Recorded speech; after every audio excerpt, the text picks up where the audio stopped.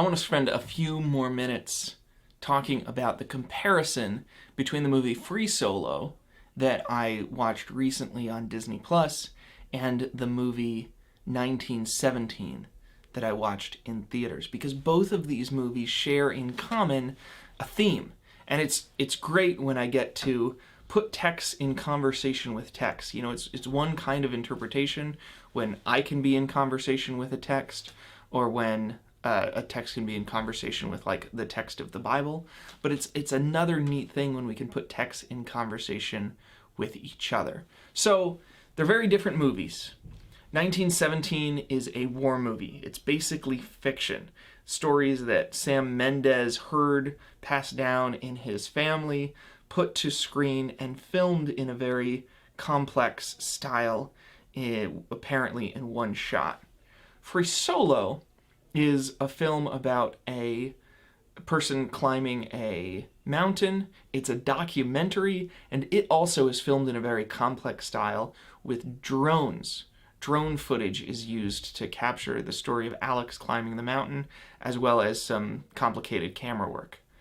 But in each of these movies, the main story is about one person, by the end of it, who is trying to accomplish something really hard. In both of these movies, death is just around the river bend. I mean, at any point we could die while we're trying to do these things. Both of these movies ask the question, is it really worth it? Should this thing even be attempted?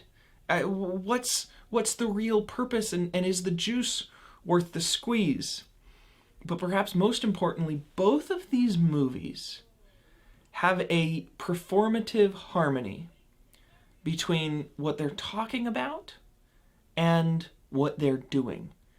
Not only are they striving on camera, they're striving behind the camera. In 1917, the crew is trying to film in this really complicated way to accomplish this particular vision that Sam Mendes has, and it makes it more difficult, it makes it more expensive.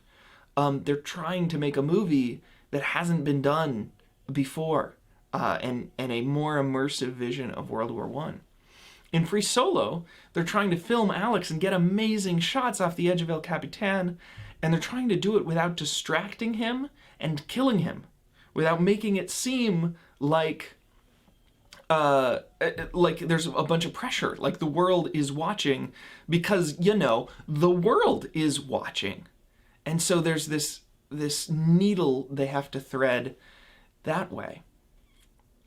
There's major difference between the way the two show the performative harmony. And that's that Sam Mendes' performative harmony only takes place off screen. I don't think that if I had not watched some of the advertising for the movie, if I went into the movie knowing nothing, I would have even noticed the one-shot gimmick.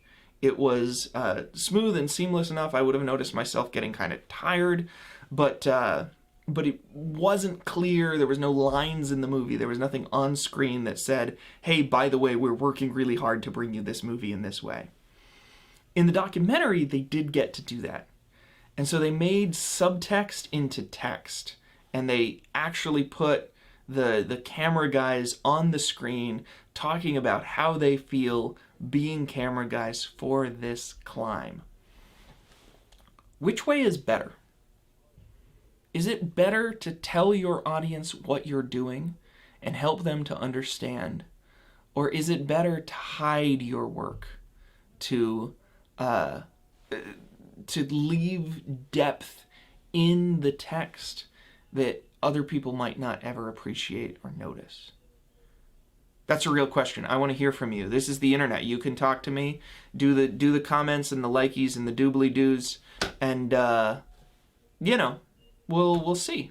By the way, you might also like this video I made. It compares another couple of movies and puts them in conversation with another. And you might like these other videos where I talk about each of these movies individually. Remember to subscribe. 'Twill be the old story.